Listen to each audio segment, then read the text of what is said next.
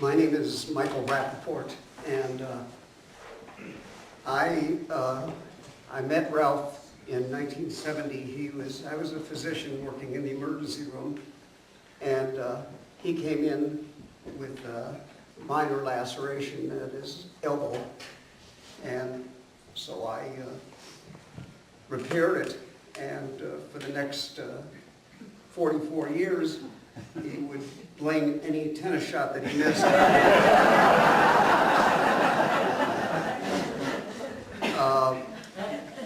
Everybody has mentioned Ralph's love for tennis, and we played. If everybody who remembers Ralph playing tennis was accurate, he must have played about 12 days a week.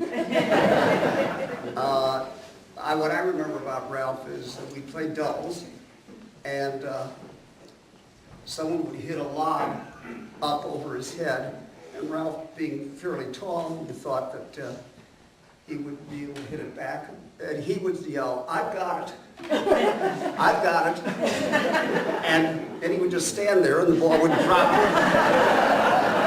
behind him, and he'd laugh about it. In fact, Ralph laughed an awful lot. In the 44 years, I only remember him being angry one time when we were driving to an astronomy meeting where he and Seymour Alpert and I used to go every couple of months to listen to free lectures and watch Seymour sleep. And one time he really expressed anger at someone who drove poorly. And I kind of was so taken aback because I'd never heard him angry. He was such a mellow guy. He was always willing to do whatever you wanted. He would give us a ride to the airport at the last minute. He didn't charge us that much. He was more than willing to take any wine that we had that we didn't want to drink. And he just was. One time I was over there and I mentioned that I like to play chess, and he said, "Oh, why don't you take this?" And he gave me this magnificent chess set. I said, why are you giving it to me? He said, "Well, I don't play that much." And so he was generous.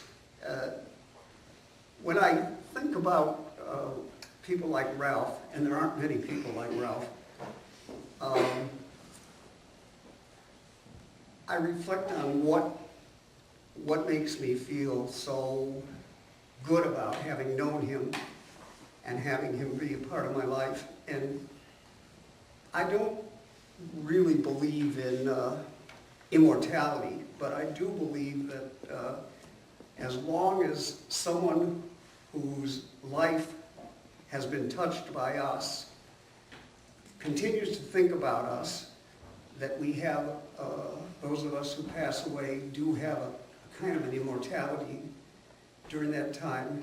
And perhaps the greatest tribute that I can think of about Ralph is the kind of friends and the kind of wife and children that he has left behind.